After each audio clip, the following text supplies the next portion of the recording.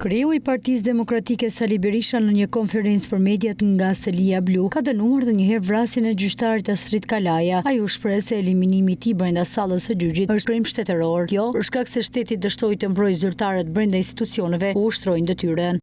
Se nuk pajtohen kur me marrjen e jetës dhe aq më tepër ekzekutimin në detyrë të zyrtarëve për asnjë lloj arsye.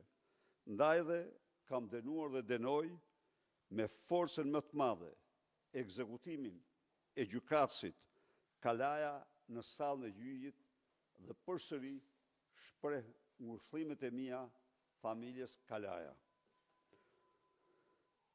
Por me këtë rast duhet theksoj se ekzekutimi publik në sallën e gjyqit i gjykatësit Kalaja, sikur të ishte në një kafene apo mejhane të qytetit, dëshmon shkallën ekstreme të pasigurisë në Shqipëri, narkoshtetin e parë dhe të vetëm në Europë.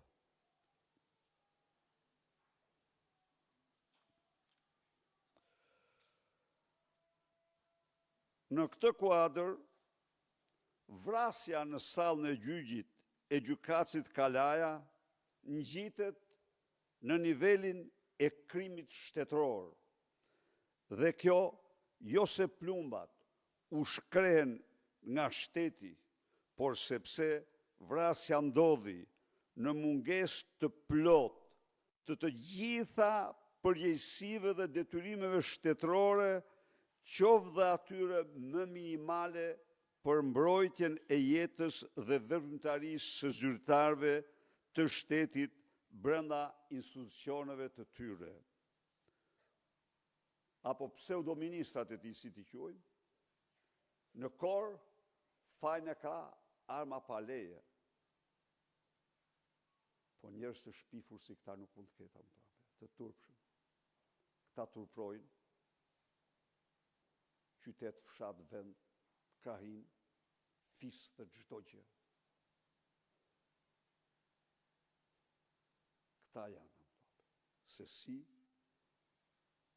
si të vrapojnë.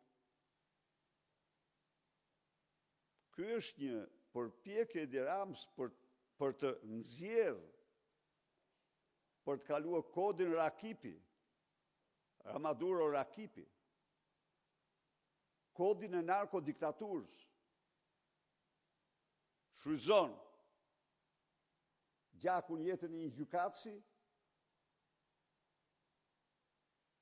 për të kaluar kodin e narkodiktaturës. Kryetari i Partisë Demokratike Berisha në konferencë u pyet a do të regjistrojë Partia Demokratike logun në saj në zgjedhjet e pjesëme të 9 nëntorit. Berisha theksoi se në këto zgjedhje Partia Demokratike do të zbatojë kodin zgjedhor.